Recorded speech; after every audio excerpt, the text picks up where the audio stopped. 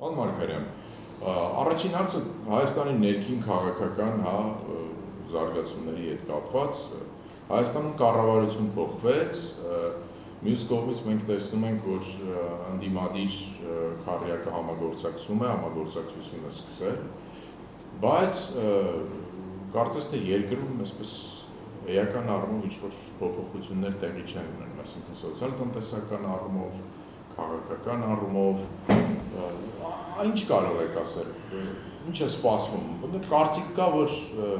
թե կառավարության փոփոխությունը, թե քարյակի համագործակցությունը այսպես էական բան չեն փոխում երկրում եւ պետք է սպասել 17-18 թվականների ընտրություններին։ Գիտեք,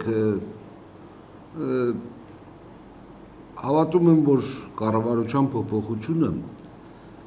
թեպետ անհավատության, այսպես ասած, համընդհանուր կասկածամտության մթնոլորտի մեջ, բայց այդուամենայնիվ ինչ-որ հույսի նշույլ ստեղծվեց։ Պարզ էր կառավարության փոփոխության ակտը մի բանի մասին էր վկայում, որ վերևներում անդրադառնում են, որ վիճակը շատ վատ է եւ փորձում են ինչ-որ ձևով բարելավել վիճակը։ Եվ պարզ էր, որ վարչապետը ունի մեկ խնդիր, պետք է հաղթահարի այս դժվարությունը, պետք է կաղանա առնվազն մեղմացնի վիճակը, որտեղ եթե նաև նկատի ունենանք, որ 7 տարի հետևում չի իշխանափոխության հենց նույնիսկ օրինական ժամանակաշրջանը, իր ապագայի համար վարչապետը ևս պետք է անպայման կարողանա հաջողի։ Շուտ է դեռ, կարծում եմ, վերջնական եզրակացությունների հանգելու համար, բայց սկզբնական շրջանի այդ հույսը կարծես թե գնալով խամրում է, հույսի նշույլը, հույսը մեծ բառ է, հույսի նշույլը գնալով դա էլ է խամրում, որտեղ կարծես թե ամբողջավարությունը սկսում է ավելի տիրական դառնալ կամ կոնկրետ գործը, բայց չեմ ուզում շտապեմ, ուզում եմ դեռ կա մեկ ժամանակաշրջան, որ տրամաբանական ժամանակաշրջան է, պետք է սպասել կոնկրետ արդյունքներ տեսնելու համար։ Թեպետ ասեմ, այսօրվա դրությամբ շատ հույս չկա մոտս, որտեղ տեսնում եմ, որ իսկապես քայլերը այն իմաստով, այն ուղղությամբ, այն խորությամբ, որ մենք կարծում ենք պետք է լիներ, տեղի չի ունենում։ Դուք կարծում եք դրանք ավելի շատ ձևական բնույթ են կրում նոր կառավարության քայլերը։ Այսինքն շոյի բաժինը եթե հանենք, ես դեռ չեմ տեսնում հիմնական փոփոխություն։ Չեմ տեսնում հիմնական փոփոխություն, բայց թեպետ ասում եմ, չեմ ուզում շտապեմ, դեռ ժամանակ կա, սպասենք, կտեսնենք։ Պարոն Մարգարյան, ես հիշում եմ, եթե չեմ սխալվում, նախորդ տարի դուք քննադատության ենթարկեցիք Տիգրան Սարգսյանին, նա կառավարությունը այդ թվում ասացիք, որ միջամտում է դաշնակցության ներքին գործերին։ Հիմա այդպիսի բաներ նոր իշխանությունների կողմից չեք տեսնում։ Գիտեք, այդպես չէր, որ Տիգրան Սարգսյանի ժամանակ առավոտից գիշերը նույն գործը տեղի էր ունենում։ Դա մի պահ էր, որ ինքն իրան թույլ տվեց նման կեսվածք ունենա, որի պատասխանը ստացավ եւ հանդարտվեց, այսպես ասած, կոնկրետ ինչ-որ դաշնակցության էր վերաբերում։ Դա անցած արդեն հանգրվան է։ Այս վարչապետը ի տարբերություն Տիգրան Սարգսյանի ավելի մարդամոտ վարչապետ է, բայց ասում եմ, դրանք երկրորդական հատկանիշներ են, կարևորը իրական գործն է, ժողովրդի սոցիալ-տնտեսական վիճակն է, դրանով է, դրա բարելավումով է, որ որևէ վարչապետ կարող է սկսի ընդունելի դառնալ մեր հասարակության կողմից։ Մնացած կեցվածքները, դրանք կողմնակի, այսպես ասած, ազդակներ են եւ ոչ էական։ Պարոն Մարգարյան, դուք կարծում եք, որ այն խնդիրները, որը Հայաստանում կա, արդարության հետ կապված, սոցիալ-տնտեսական ծանր վիճակի հետ կապված, բազմաթիվ այլ խնդիրներ, կոռուպցիայի հետ կապված, արդյոք դրանք պայմանավորված են միայն կառավարությունով, այսինքն կառավարության փոփոխությունով, նախարարների փոփոխությունով հարցերը կլուծվեն, որովհետև համակարգային են նախ, համակարգային են առաջի հերթին, երկրորդ վերջապես իշխող ուժի տնտեսական, սոցիալական քաղաքականության արդյունք են։ Այսինքն համակարգային հարց գոյություն ունի, դրա համար մենք դրել ենք համակարգային փոփոխության պահանջը, այդ նպատակն ենք դրել մեր առջև եւ սոցիալ-տնտեսական քաղաքականության խնդիր գոյություն ունի։ նայած դու քո տնտեսական սոցիալական հարցերին ինչպես ես ուզում ուղղորդես հասարակության որ շերտը քեզ համար ավելի ուշադրության առարկա, գուրգուրանքի առարկա, դրանով է պայմանավորված, որովհետև երկրի տնտեսությունը ինչպես է լինում։ Քաղաքական դաշտում ձեր գործընկեր միգուցե դաշնակից չեմ կարող ասել Բարգավաճ Հայաստան կուսակցության առաջնորդը ժամանակ առաջ համոզմունք հայտնեց, որ գալիք ընտրությունների արդյունքում իշխանափոխություն տեղի կունենա, դուք նույնպես այդ կարծիքին եք։ Տրամաբանությունը ասում է նախորդ ընտրության էր պետք է իշխանափոխություն տեղի ունենար։ Տրամաբանությունը դա է ասում։ Նախ դաշնակից բառը մի քիչ շատ ավելի խորքային բառ է։ Մենք քարյակի մեջ ունենք կոնկրետ հարցերի շուրջ համագործակցություն, մենք ռազմավարական, այսպես ասած, դաշնակիցներ չենք, կոնկրետ հարցերը, որ դրվում է օրակարգի վրա, եւ այդ հարցերի շուրջ է, որ համագործակցությունը տեղի ունենում, դրանից ավելին չպետք է սպասել։ Իսկ տրամաբանական այս երկրում պետք է իշխանափոխությունը տեղի ունենա ընտրության միջոցով։ Եթե մենք պետք է կարողանանք խուսափենք ցնցումներից, մենք պետք է կարողանանք ավելի մեծ վտանգներից խուսափել։ Ավելի մեծ վտանգներից խուսափել։ Դա սա չի նշանակում, որ մենք պետք է ձեռքերս ծալենք, նստենք մինչև ընտրության օրը։ Հակառակը, նշանակում է, որ մենք ամեն ճիգ պետք է թափենք ժողովրդին ցույց տալու, որ որտեղ են հարցերը, որտեղ են խնդիրները, ինչու այսպես, ոչ թե պայմանավորված անձերով, ոչ թե թորոսներ թա սետրակը կա մեր վիճակը գլավանա, ոչ, եթե համակարգային փոփոխություն տեղի չունենա, չի կարող մեր վիճակը լավանա։ Եթե չկա մեկ քաղաքական ուժ, որ տնտեսական այլ պատկերացումներ ունի, այլ մոտեցում ունի, սոցիալական երկիր կառուցելու խնդիրը իր համար իր էությունից է բխում, եթե չկա այդ քաղաքական ուժի իշխանության, մեր վիճակը չի փոխվի։ Եթե նույնիսկ 10 հոգի, 20 հոգի փոխվեն իշխանության մակարդակի վրա, դա մեր կուսակցության համոզումն է, դրա համար մենք հրապարակի վրա ենք դրել մեր օրակարգը, այսպես ասած 7 կետից բաղկացած օրակարգը, որով պայմանավորում ենք այս երկիրը այս վիճակից դուրս բերելու խնդիրը։ Ովքեր մեզ հետ են, այսինքն ովքեր այդ օրակարգը նաև իրենց օրակարգն է, ուրեմն մեզ հետ են, ովքեր այդ օրակարգը իրենց օրակարգը չի, մեզ հետ չեն, կամ մենք իրենց հետ չենք։ Դուք ինչ զարգացումներ եք սպասում, աշնանը առաջիկա տարիներին, խոսում է նաև արտահերթ ընտրությունների հետ կապված, դուք ինչ տեսլական ունեք, ինչ զարգացումներ, այսինքն քաղաքական զարգացումները այսպես կգնան առանցնցում մինչև հաջորդ ընտրություններ, թե ամեն ինչ պայմանավորված է փոխադարձ հարաբերություններով, այսինքն այս խաղի մեջ մի կողմ գոյություն չունի, որ նստի մտածի եւ ծրագրի, որ սեպտեմբերին պետք է այսպես լինի, հոկտեմբերին այսպես, նոյեմբերին այսպես։ Մենք ինչ-որ պահանջներ ենք արծարծում, այդ պահանջների շուրջ հասարակությանը ակտիվացնում ենք, իշխանությունը կամ տեղի է տալիս, փորձում իրան սրբակրի եւ շրջանցում է, այսպես ասած, այդ հասունացման պահը, մինչև մեկ նոր ալիք է բարձրանում, կամ ոչ, կանգնում ասում է ոչ, եւ այդ ալիքը գալիս է բախվում է արգելքի եւ տեղի ունենում այնինչ որ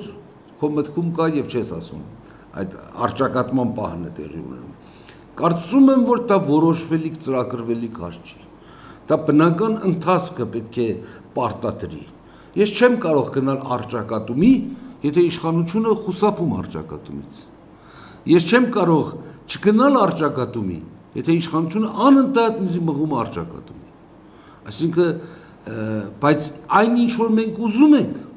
մենք ուզում ենք հասարակությունը քաղաքականորեն կազմակերպվի եւ կարողանա հասարակություն ժողովուրդը կարողանա իր կամքը պարտադրի։ Բնականաբար ընտրությունների միջոցով, բնականաբար սահմանադրական կարգի միջոցով։ Դրանից դուրս, եթե ինչ-որ բան տեղի ունենա,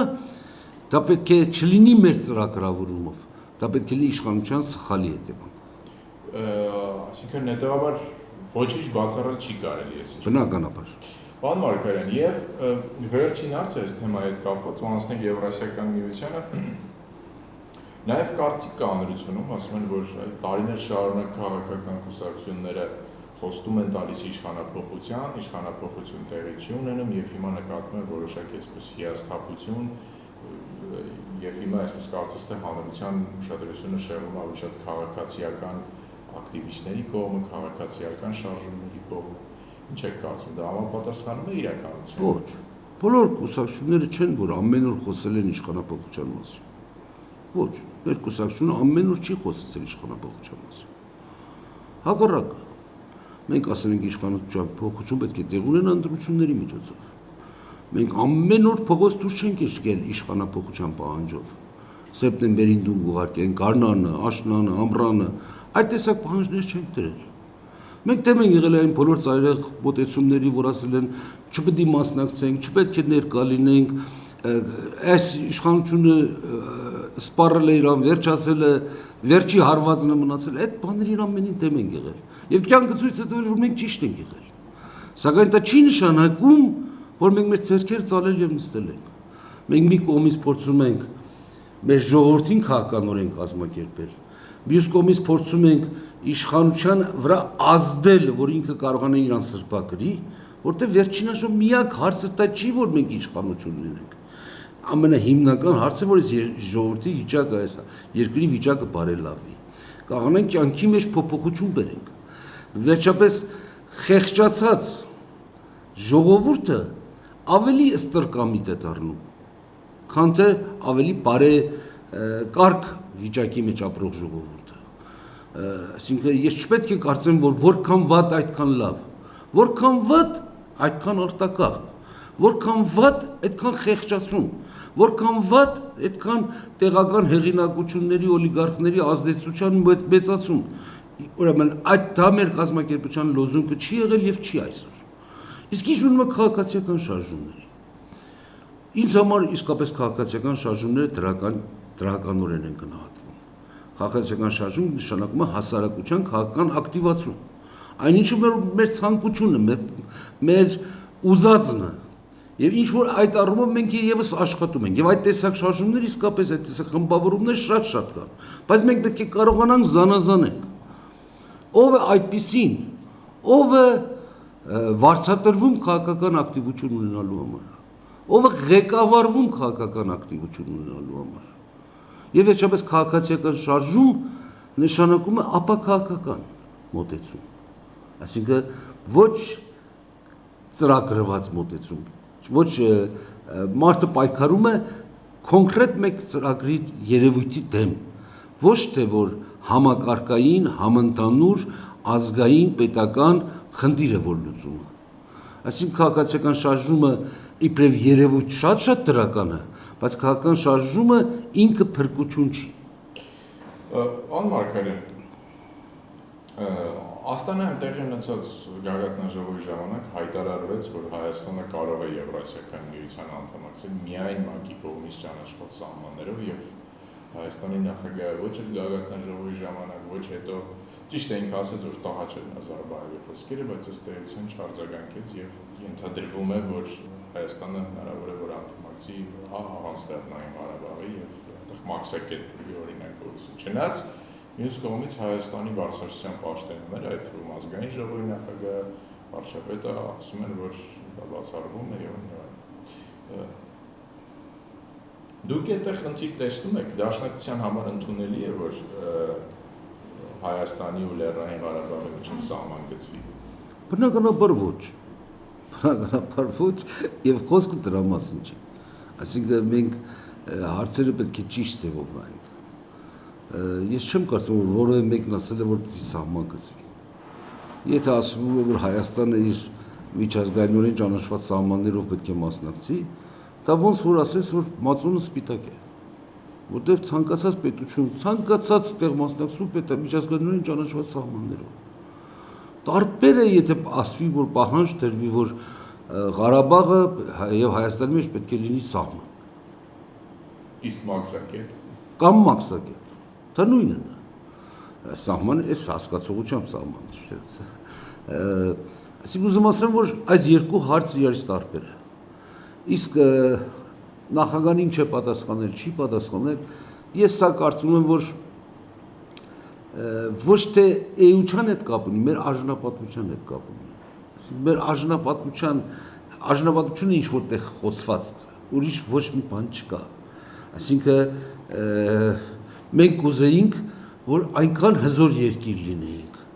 այնքան ամուր խաղաքարտեր ունենայինք, որ կարողանայինք նաև այդ տհաճ երևույթին արժանավայել պատասխան տրվեր։ Բայց պետք է նկատի ունենալ, ես հարցին նայում եմ շատ ավելի ընդհանուր ձևով։ Մենք միշտ հավատացած ենք եղել մեր կազմակերպությունը, որ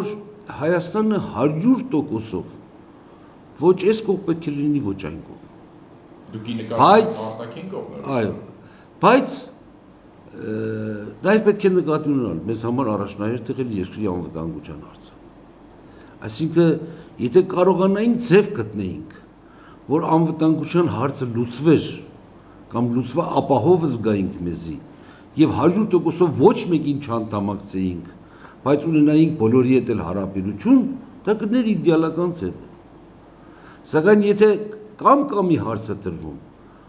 բնականաբար նախ պետք է լինել, հետո մտածել զարգացման մասին։ Հիմա ինձ համար հարցը սա է։ Նրանք բոլորը, որոնք շվարած են, ապշած են, հուզված են, նեղված են, ուրախացած են, չգիտեմ, բայց ամենադեպս իրենց մտահոգ են ցույց տալի եւ ողբերգություն են համարում, որ եվրոասիական պայմանագիրը ուշանում է ստորագրվի եւ մտահոգ են, ես հարց եմ տալի, իրենք ուզում էին ստորագրվել։ Դրանք նույն մարդիկ չէին, որ ասում են չպետք է ստորագրենք։ Այսինքն նույն մարդիկ, որոնք ասում են չպետք է ստորագրենք, այսօր մտահոգ են, որ ինչու չի ստորագրվում։ Ինձ համար մի քիչ զարմանալի հարց գոյություն ունի։ Ինձ համար ավելի ուրախացուցիչ վիճակություն ունի։ Եթե չի ստորագրվում, նշանակում է խնդիր կա։ Եթե խնդիր կա, նշանակում է դիմադրություն կա։ Այսինքն կան պայմաններ, որոնք չեն ընդունվում, դրա համար չի ստորագրվում։ Ում կողմից չեն ընդունվում։ Դա փոխադարձ։ Հայաստանի այդ։ Բնականաբար, եթե մի կողմը մի բան չի ընդունում, մյուս կողմը պնդում է, որ ընդունի եւ չի ընդունում, չէ՞։ Այսինքն դա փոխադարձ հարաբերություն է։ Եթե սահուն չի, նշանակում է դիմադրողականություն կա։ Դիմադրություն ինչի համար է։ Ազգային շահի համար է, չէ՞։ Պետականության համար է, չէ՞։ Բայց ինչի համար ենք մտահոգ։ Եթե Ռուսաստանը մնում է Հայաստանի ռազմական դաշնակիցը, եթե Ռուսաստանը Հայաստանի հետ մնում է ռազմավարական դաշնակից, ես ինչ խնդիր ունեմ։ Այսինքն մենք իբրև քաղաքական ինչպես ենք մտածում։ Ինչու ենք հարցը այս ձևի մեջ դնում։ Մենք ենք ուզում Եվրոասիական միության անդամ դառնանք, թե Եվրոասիական միությունն ուզում, որ մենք անդամակցենք իրան։ Որ մեկն է այսօր քաղաքական շրջանակների մտահոգությունը։ Ըստ այնը պետք է կարողանալ կողմնորոշվել։ Ինձ համար, մեզ համար Հայաստանի անվտանգությունը առաջնահերթ հարց է։ Սա է, որ պետք է դառնա հիմք մեր կողմնորոշումների, մեր մոտեցումների, մեր ծրագրավորումի։ Սա պետք է դառնա։ Ես վստահ եմ, որ այն մարդիկ, որ այլապես են մտածում, սա չի իրանց համար հիմքը։ Այլապես ինչպես, պարոն Մարկարյան։ Ինչպես որ ասեցի, նրանք, որոնք պետք է ուրախ են, որ չստորագրվի, չէին ուզում, որ ստորագրվի, դեմ էին, այսօր հիմա մտահոգ են։ Ինչու՞։ Բայց իրենց ուղղությամբ էր, չի ստորագրվում, ուրախ լինեն, չէ՞։ Պարոն Մարկարյան, դուք ասացիք նաև պետականության հետ կապված խնդիրներ, ինչի նկատի ունեք, ինչ խնդիր կարող է լինել Եվրասիական։ Ես չեմ ուզում ենթադրությունների գիրք ընկնեմ, ցավոք սրտի այս հարցը բավարար չափով բացված չի, եւ սա ամենավտանգավոր մասն է, պետք է Հայաստանում լիներ այնպիսի քաղաքական մթնոլորտ, որ քաղաքական ուժեր անկախ իրանց ներքին դիրքորոշումներից այս հարցով կարողանային լայն խորհրդակցություն ունենալ, որտեղ երկրի եթե անվտանգության հարցը կա, կապ չունի, որ դու իշխանություն ես, թե ընդդիմություն։ Եթե երկրի անվտանգություն հիմնական հարց է բոլորի համար, ուրեմն մենք կարող ենք մեկ սեղանի շուրջ հավաքվենք եւ լրջորեն քննարկենք հարցը։ Ցավոք սրտի այդ քննարկումը տեղի չի ունենում։ Առաջերտին իշխանության մեղքով, բայց նաեւ կարծեմ ընդհանուր մթնոլորտի պատճառով, այս մթնոլորտի պատճառով։ Դրա համար ես շատ չեմ կարող խորանալ ամեն ինչի մեջ, բայց ասեցի նորից իմ մոտեցումն ինչ է։ Եթե չի ստորագրվում, ուրեմն հարց կա։ Եթե հարց կա, դիմադրողականություն կա։ Հիմա եթե դիմադրողականություն կա, նկարագիր կա, այսինքն ծախված չենք, տրված չենք, դա լավ բան է։ Ես այս հարցը չեմ կարող տալ, չնայած դուք չցանկացաք պատասխանել, բայց շատ փորձագետներ, շատ դիտորդներ, տարբեր պատճառներից ելնելով խնդիր են տեսնում, ասում են այ անալոգիաները, զուգահեռներ են անցկացնում 18-20 թվականների հետ եւ ասում են, որ Հայաստանը կանգնում է պետականության կամ ինքնիշխանության առնվազն մի մասի կորստի առջև դեպի Եվրասիական միություն գնալով զուգահեռներ են անցկացնում, ասում են Ռուսաստանը փորձում է Ադրբեջանին սիրաշահել Եվրասիական միություն տանելու համար ի հաշիվ Ղարաբաղի ինչ-որ զիջումներ անելու։ Դուք ինչ պատկերացումներ։ Ինչու Եվրոպան նույն մոտեցում չունի։ Այսինքն ինչն է տարբերությունը, ես զարմանում եմ։ Մենք Եվրոխորհրդարանի անդամ ենք, Ադրբեջանն էլ է։ Ադրբեջանի մակարդակը, այսպես ժողովրդավարության մակարդակը մեր երկրին մոտ է, որ երկուսը Եվրոխորհրդարանի անդամ են։ Բայց ինչպես է, որ երկուսը խորհրդարանի անդամ են։ Նույն մոտեցումն է։ Եթե դու քո իրավունքների տերը չես, մյուսները տեր չեն ու տեր չեն։ Այո, մենք կարծում եմ ոչ լավորից պարտավորվեցինք մաս կազմել Եվրասիական միության։ Համաձայնվել, որ մաս կազմեցին Եվրասիական, ավելի հիմնական հարց լուծելու համար։ Բայց ինչպես ասում են, սատանան մանրուքների մեջ է։ Ամեն մի փաստաթղթի մեջ կա հայկական շահի հասկացողություն, որի շուրջ պետք է մենք ունենանք չափազանցված բծախնդրություն, զգուշություն, որ այդ մանրամուտքների մեջ մեր իշխանությունը չզիջենք։ Ես չեմ հավատում, որ Բելարուսը Եվրասիական միության մաս է կազմել, որպես իր իշխանություն ձեռքից տա, կամ Ղազախստանը։ Ես այդպես չեմ հավատում։ Ես չեմ կարծում, որ Եվրոմիության մեջ մաս կազմած պետությունները իրենց իշխանություն ձեռքից տվել են։ Այսօրվա աշխարհի մեջ ինտեգրումը ավելի հասկանալի հասկացողություն է։ Իհարկե, դու կարող ես այդ բնական process-ի մեջ առանց քո տրվելով գնաս առաջ,